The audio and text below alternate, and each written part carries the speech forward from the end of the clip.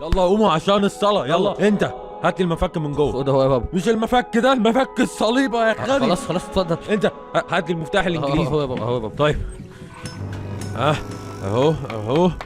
هو انتوا يا ابني مالكوش لازمة في البيت ده؟ حد يكلم السباك.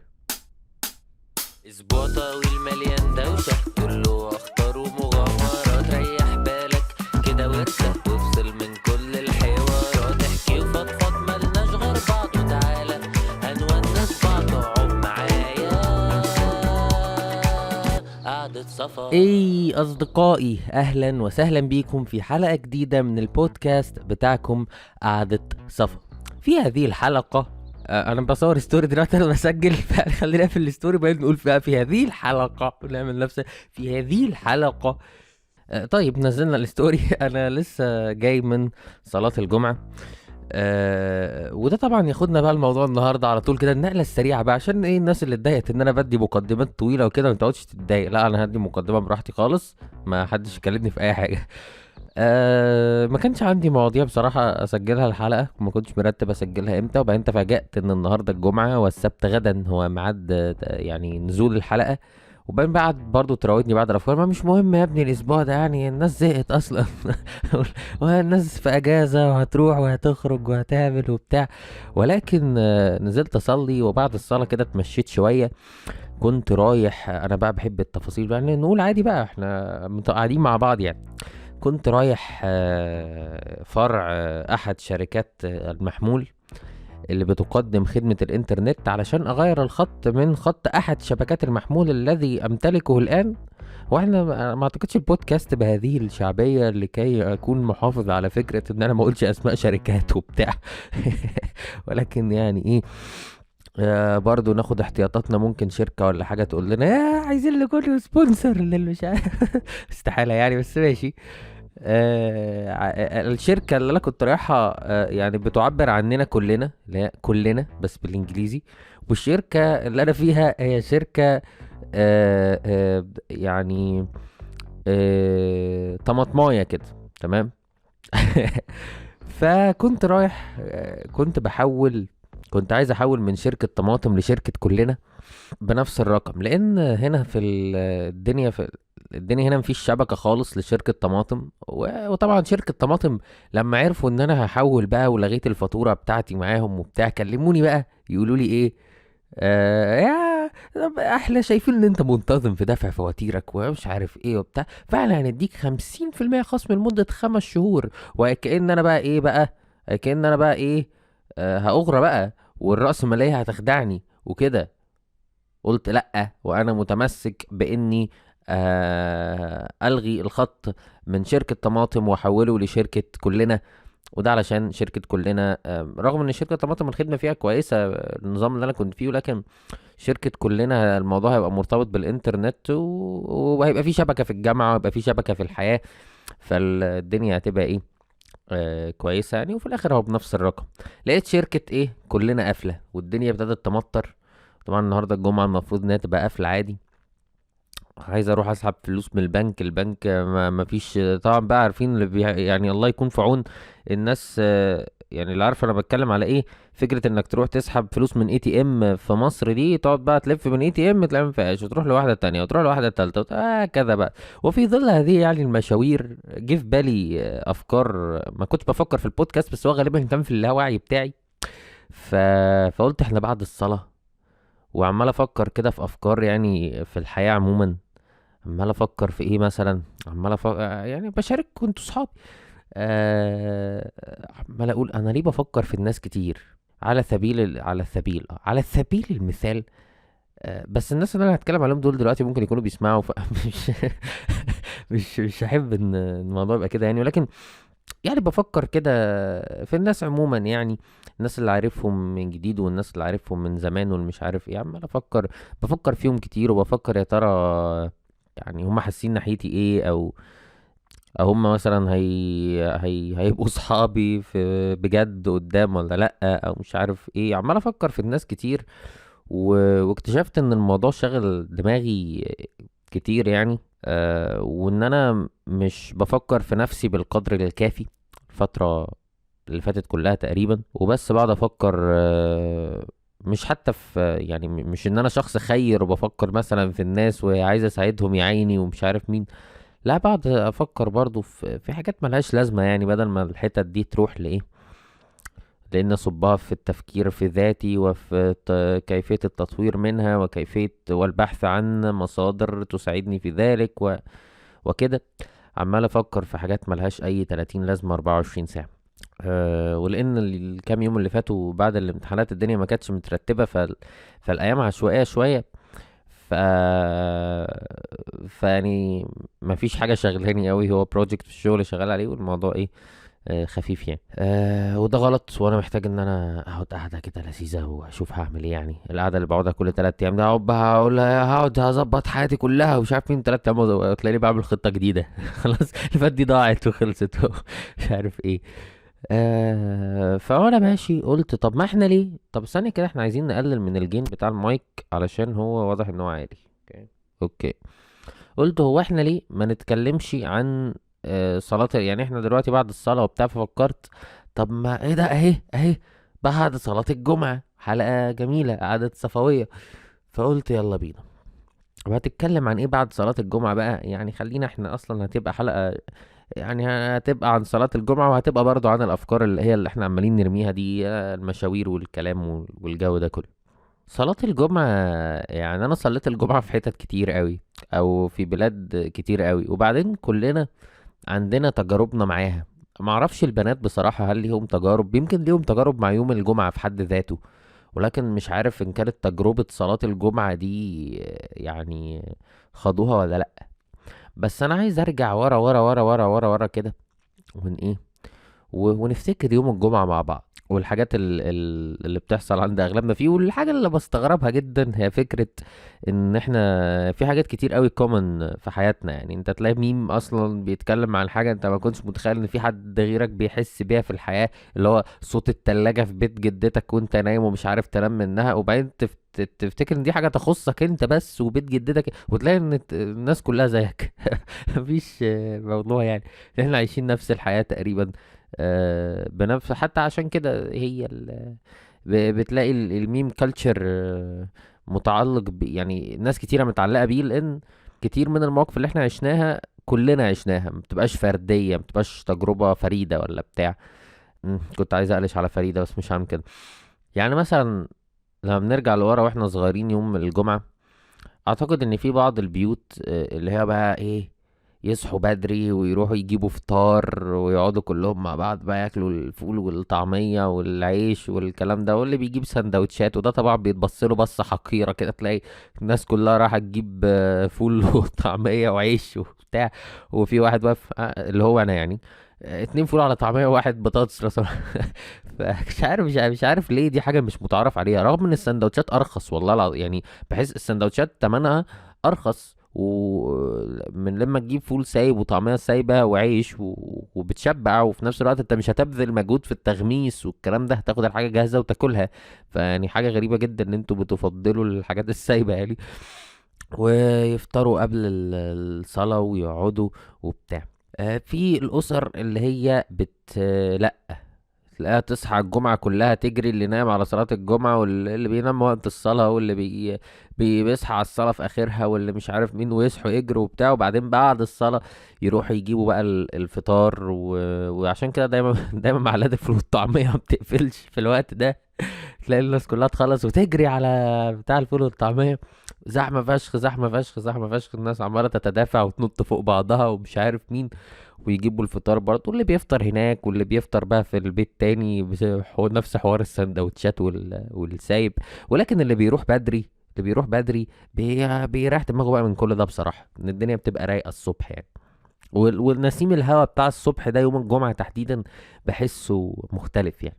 الموضوع بقى مش هنا، انت طبعا لو انت قاعد في اسرة يعني، فانت ابوك قاعد في البيت يوم الجمعة غالبا، وابوك قاعد في البيت دي بقى جايز تكون مشكلة لبعض الناس، وجايز تكون حاجة كويسة لبعض الناس. ليه بقى؟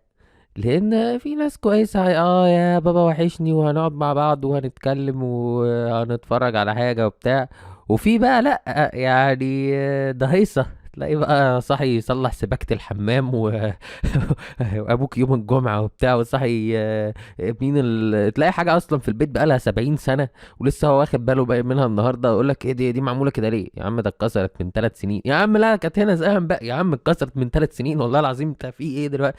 ويقعد فاضي بقى، قاعد يركز لك في كل حاجة بقى في الحياة حواليك، وشعرك ده احلق شعرك وايه اللي انتوا عاملينه ده، وتعالى نروح نجيب كنافة ونيجي وحاجات كتير كده، متبقاش عارف هي ايه الاهتمامات اللي ظهرت فجأة دي، وظهرت امتى وازاي وفين.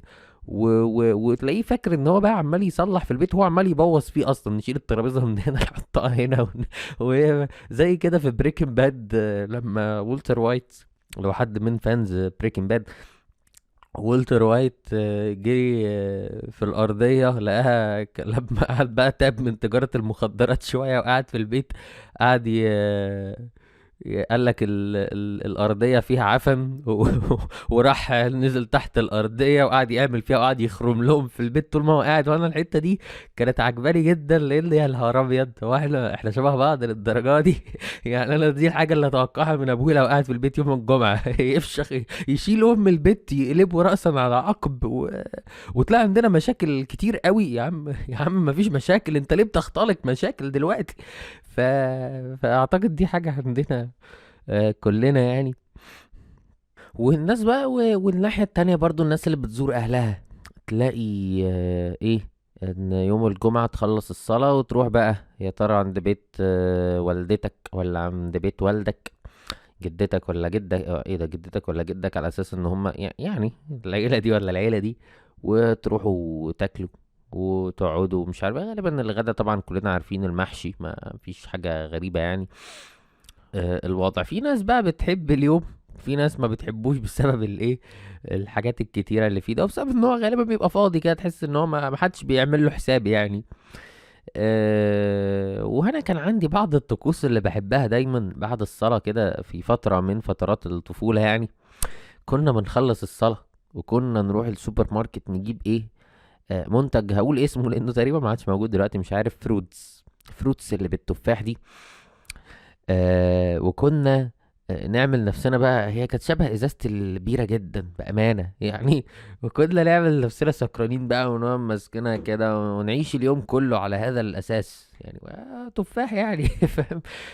بس كنت بحبها قوي البتاعة دي، وحتى لما كبرت وبقيت اجيبها بقيت اشربها في ثانية بقى. ودي الحاجة اللي لاحظتها، الحاجة الغريبة ان الواحد لما بيكبر، الحاجات اللي كان بيستمتع بيها وهو صغير، كيس الشيبسي والفروتس والحاجات دي اللي كان بيقعد كيس الشيبسي دي، مش ما بقولش الشركة، ده المسمى كان يقعد يخلصها في سنة ويستمتع بيها ويعيش معاها وبتاع، بقى بيشربها في ربع ثانية كده، يروح يجيب كوباية مانجا من حتة ولا مش عارف مين، يقعد يفتكر ان هو هيستمتع بيها، يلاقي بيشرب الكوباية كده خلصت خلاص، مفيش حاجة. حلو الصوت اللي انا عملته، هعرف اعمل ساوند افكتس كويس. طيب افتكر برضو يعني عدت عليا بمراحل، عشت في كذا بلد، ففي كل مرحلة صلاة الجمعة هي الثابت الوحيد في الحياة يعني.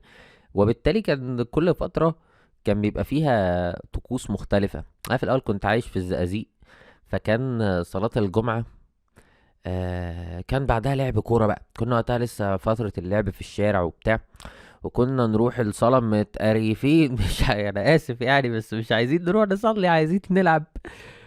فكنا نقعد يلا خلي الإمام يخلص، وعايزينه يخلص ونجري بسرعة علشان نروح نلعب كورة في الشارع ونتعور ونتبهدل ونعيط والجو ده كله. وكنت برضو في الصلاة وقتها، انا ما كنتش اصلا، كنت صغير قوي، فما كانتش كل حاجة ثابتة في دماغي في الصلاة. وكنت انا ايه بقى بفليكس شوية بان كنت بحفظ قرآن وقتها، فكان لو الامام قال حاجة عارف انت العيال الرزلة جدا دي، لو الامام قال سورة انا عارفها ولا حاجة، تلاقيني بقوم ايه قايل بصوت واطي كده، على اساس ان انا ايه، قال ايه يعني مش عايز حد يسمعني، ولا اصلا معلي صوتي عشان قال ايه اللي حواليا يشوفوني شاطر بقى، يقول ايه شاطر يا حبيبي انت حافظ بسم الله ما شاء الله بتاع. ف... ده اللي كنت بعمله. وكنت دايما بغير من الناس اللي بتعمل الإقامة أو مش عارف مين، اللي هو اشمعنى أنا ما بعملش وكده، أنا عايز أعمل أنا كمان. كنا بقى نخلص صلاة ونروح نلعب كورة وكده. بعد كده بعدها بفترة كبرت شوية، نقلنا حتة تانية. كان الطقس ان انا، لا، انا هلبس جلابية بيضة وهروح وهطلع كان الجامع بيطلع له كده بسلالم، ما كانش وكان في واحد تاني بيتنزل له. وكنا على حسب بقى، لو جايين بدري بنطلع، لو جايين متأخر بننزل. وكنت اروح بالجلابية بقى، وكان هذا الطقس. وبعدها يعني افتكر ان انا كنت بجيب مجلة ميكي بعد الصلاة. وكنت بحب الكوميكس بتاعت ميكي قوي، اعتقد انها لسه معايا اصلا الكوميكس بتاعته يعني.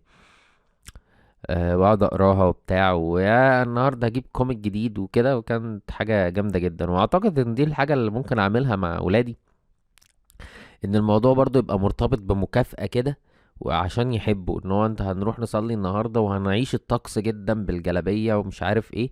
وبعد كده هجيب لك مجله او هجيب لك حاجه بتحبها او بتاع، فانت الموضوع يفضل مرتبط في ذاكرتك بحاجه حلوه، وبان انت مستني يوم الجمعه يجي عشان ده اليوم اللي انت هتجيب فيه مجله ميكي ومش عارف ايه. بعد كده كبرت شويه ونقلت تاني، وكان وقتها مفيش طقوس خطيرة يعني. هو كان ايام طقس فروتس يعني. هو احنا في الاول كان طقس الكورة، بعد كده طقس مجلة ميكي والجلابية، بعد كده كان طقس فروتس، وطقس برضو زيارة الاهالي. وبعد كده كانت الطقوس بقى السخيفة. ليه بقى؟ لان انا يعني خلينا نكون صراحة، مش كل من يخطب في صلاة الجمعة يعني ينفع ان هو يخطب. فافتكر فترة كان عندي امام جنب البيت، مزعج يا اخي، مزعج، وصوته بشع وخطبته بشعة وكلامه سيء. تلاقيه طول الخطبة عمال يزعق ويصرخ. ويعني الواحد، انا يعني كنت طبعا بقى يعني وقتها صليت مرتين كده، بعدين رحت دورت على جامع تاني اصلي فيه، وكنت وقتها بنزل ستوري شويه على الموضوع. فكان يقعد بقى ايه يزعق في الناس، وانتم الذين كيف وايه وبتاع. يا نهار ابيض يا ابني يا حبيب قلبي، احنا مش هسمعك، مش عايز اسمعك، مش عايز اسمع ميتين. انا اسف، مش عايز اسمع صوتك، خلاص اسكت اسكت. يعني لو حد نايم هيصحى. لو حد اصلا في اخر الشارع، انا كنت ببقى رايح الجامع التاني وبمشي بعيد، بمشي بكام متر كده بتاع 100 متر وبتاع، وببقى لسه سامع صوته في الميكروفون. والميكروفون اصلا جنب العمارة كده، فتحس ان هو ضرب في دماغك لو انت قاعد في البيت وبتاع. كان حاجة بشعة جدا. وانا اصلا بكره جدا فكرة الائمة اللي هي بتقعد تزعق وبتاع، لان انا مش هستجيب ومش هسمع، وخلاص الخطبة دي ملهاش لازمة وتقضية واجب وهروح. لكن لما بيبقى الامام يعني كبير كده وفي نفس الوقت مش يعني في حد كبير كده برضه بتنخدع بيه في الاول، بيبتدي ان هو يكلمك طبيعي وبتاع وهادي، وتسمع منه الكلام تحبه وتاخد منه فكرة ده انا بعمل كده، المفروض ما اعملش كده، وتعرف حاجة جديدة وبتاع. وبعدين فجأة تلاقيه قلب تنظير بقى على الناس والشباب وبتاع. والشباب اللي ماسكه شعرها سايبه شعرها مش عارف ايه، والشباب اللي مسقطه البنطلون، والشباب. يا عم انت مالك يا عم؟ تخليه يعني يعني ما تخلينا في اللي احنا فيه دلوقتي يعني. ولا ما بحبش تنظير، وما بحبش الناس اللي بتقعد تزعق وتحسسك انها بتجاهد وبتاع وفي الاغلب ما بسمعش وما بحبش يعني. قد تكون الحتة دي حساسة شوية لبعض الناس، ولكن يعني خلينا نكون واقعيين. فيعني نفسي ان يتم اختيار الناس اللي هتؤدي الخطبة، والناس اللي هتؤذن الأذان والكلام ده بشكل يتناسب مع المكان ويتناسب مع الروح المفروض استقبلها منه. وحاليا ما فيش طقوس قوي بقى يعني ناحية الصلاة. حتى موضوع الفول والطعمية وبتاع، من ساعة ما بدأت دايت وانا ما فيش قوي يعني. بجيب يعني في بعض الاحيان صراحة بشتاق للموضوع، ولكن كنت دايما متعود ان انا احب اجيب فول وطعمية يوم الجمعة كده دايما قبل الصلاة، او حتى بعدها اروح على المطعم اجيب. بس حتى ده ما كنتش بعمله. بقيت اجيب ايس كوفي يعني. الحل بقى في الضياع خالص. والنهارده كنت رايح الخطبه بمناسبه يعني الامام وكده. يعني ده جادجمنت يعني. انا كده جادجمنتال، انا مش بقول حاجه حصلت بجد. لا يعني هي حصلت بجد، بس هتفهموا ان انا كنت رايح على الجامع وبتاع. فبعدين وانا قبل ما ادخل لقيت الامام بيقول لك ايه، وما فيش ربنا ما بي ايه، ما بيفضحش حد وما بيعملش حد الا بعد ما يكون ستره كذا مره بتاع. قلت اه دي خطبه آه. قلت اه دي خطبه عشان يا نور ابقى اعمل تيت على الحته دي عشان ما نجيبش اسم الراجل يعني. انا كنت عايز اقول خطبه دي خطبه لعيب الكوره اللي طلع على السوشيال ميديا من يومين، ولكن ايه خلاص هعمل عليها تيت وخلاص يعني. أم، بس لا يعني ما كانتش كده. بس انا دخلت على الحته دي وحكمت هنقعد بقى نتكلم عن مش عارف ايه وبتاع ده وقته وبتاع، وبعدين لقيت ان لا الموضوع يعني اصلا كان رايح في حته تانية، لان المسجد ده بقى فيه امامين. في امام منهم انا ما بحبوش وفي امام منهم انا بحبه. ف اللي ما بحبوش ده بيقعد يزعق برضه ويجيب مش عارف ايه وبتاع، والتاني هو الكويس. فانا كنت متوقع اني الاقي اللي ما بحبوش، بس لقيت اللي بحبه فاطمنت يعني. وبعد الصلاة بقى ايه اتمشيت وبتاع والهمت بفكرة يعني الحلقة دي. وده يخلينا نروح لفكرة ان انت التمشية هي مهمة لأي مبدع انا بقى يعني مش عايز اصنف نفسي مبدع، بس انا مبدع على فكرة. ولكن التمشية هي شيء ملهم جدا عموما. وفترة يعني ليوم او يومين كده كنت خدت فكرة من بودكاست سمعته، كان حد بيتكلم عن الكرياتيفيتي والابداع وازاي تنمي الموضوع ده. وكان بيتكلم على انك امشي وركز في الحاجات اللي حواليك، امشي بس واعرف معلومة جديدة عن العالم النهاردة واكتبها عندك. وكل يوم في الكشكول عندك اكتب حاجة جديدة اتعلمتها او بتاع، حتى لو كانت يعني هبلة جدا. ولكن الفكرة ان انت مع كل مرة بتضيف حاجة جديدة بتتعلمها، اللي بيحصل ان انت بتقعد تعافر عشان تلاقي حاجة جديدة تتعلمها. وهي دي الكرياتيفيتي، ان انت بت بتحاول توجد حل لمشكلة معقدة. يعني مثلا انا هتعلم ايه النهارده، ما اعرفش هتعلم ايه النهارده يعني. ففي مره من المرات كنت ماشي كده وبعدين لقيت طوب احمر، فابتديت ابص على الطوب الاحمر واعرف هو فيه كام خرم، وابتديت ابص على كذا طوبه كده اعرف هما فيهم كام خرم. مش فاكر هما كانوا كام بصراحه، انا ما اتعلمتش حاجه. بس قمت كان اليوم ده اللي هو انا الطوب الاحمر فيه 8 تخرام. واللي هو هل ده ابتديت افكر بقى هل ده ممكن يكون ليه سبب؟ يعني ليه هما 8 تخرام بس؟ ليه ما يكونوش 10؟ طب هي الاخرام دي لازمتها ايه؟ وكان ليها لازمه وعرفت لازمتها، بس نسيت برضو دلوقتي. مش عارف ايه المعلومات اللي بتروح من دماغي دي، من دماغي ما بتسجلش حاجات كتير عموما. آم، ولكن الموضوع كان لذيذ. ابتديت ابص على الاشجار كده يعني مش عايز اقولها هي فين عشان ما يجوش يشيلوها عموما. بس ابتديت ابص كده واشوف الاحظ الوانها المختلفه على حسب اشعه الشمس لما تيجي عليها، وهشوف هو اصلا الشجره ممكن لو طلع فرع ممكن يبقى فيه كام ورقه او بتاع يعني. حاجات كده متخلفه، لكن ايه كنت بحاول دايما ان انا اتامل يعني. وبحب عموما الطبيعه يعني، بحب الخضار والسماء والحمد لله ان في الجامعه عندنا المنظر ده بيبقى ايه متاح في اغلب الاوقات يعني، وفي اغلب الاماكن. نحن والنهارده بقى بمناسبة ان هم يشيلوا الشجر وبتاع، النهارده 26 يناير عيد الشرطة طبعا وكده. عايز اتكلم عن ناحية هذا اليوم يعني 25. وبشيء لا يعني انا لا افقه شيء ناحية هذا الموضوع، وكلامي مش هيروح لناحية سياسية عموما. ولكن عايز افتكر يعني انا في ايام 2011 وبتاع، الواحد اعتقد كل اللي بيسمعوا ما كانوش يعني سنهم كبير. انا كان عندي بتاع 8 سنين مثلا ولا حاجه، ما كنتش فاهم حاجه عموما يعني. ما كنتش فاهم ايه ده ومين دول واحنا ايه وهم ايه واحنا مين والكلام ده. ولكن ايه لقيت ان الواجب عليا شويه ان انا اعرف برضو.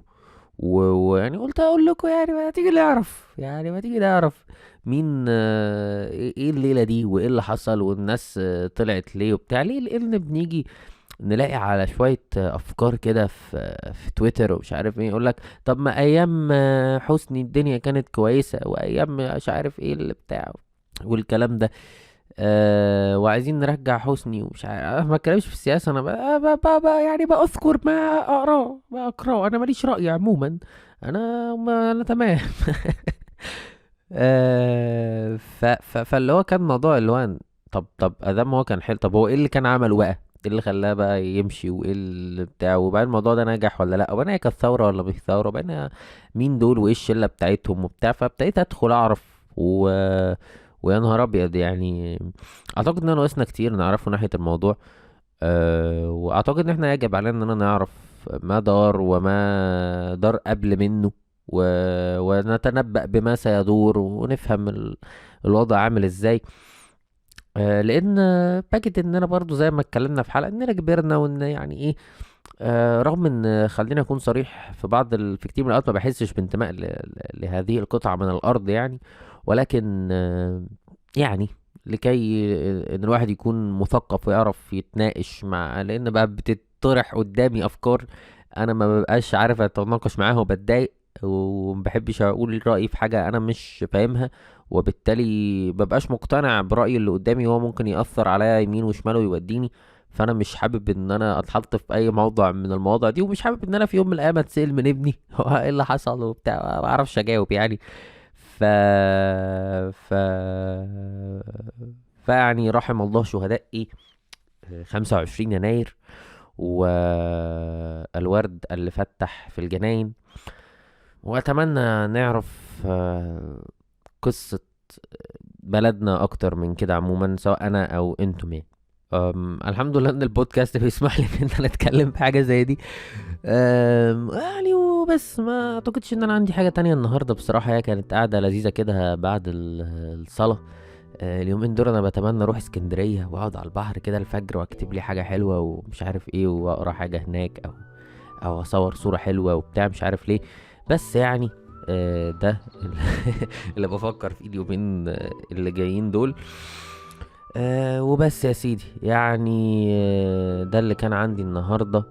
لو كنت في المواصلات توصل بالسلامة، لو كنت بتعمل حاجة للكلية ورغم اننا في اجازة معرفش ازاي، ولكن لو كنت بتعمل كده وانت مجتهد بقى وبتحضر لقدام وبتاع، يعني يا رب تخلصها على خير. لو لسه صاحي صباح الخير، لو هتنام فتصبح على خير، لو قاعد في السقف قاعد على السرير وسرحان في السقف زي ما بتقولولي، فيعني يا رب اكون قضيت معاك وقت لذيذ. لو بتشتغل فيا رب تخلص الشغل اللي وراك، ولو قاعد تسمعني والنور قاطع فيا رب النور يجي سريعا يعني، واكون سليتك الحبة دول. وبس كده، شكرا على وصولكم لهذه اللحظة، مع السلامة.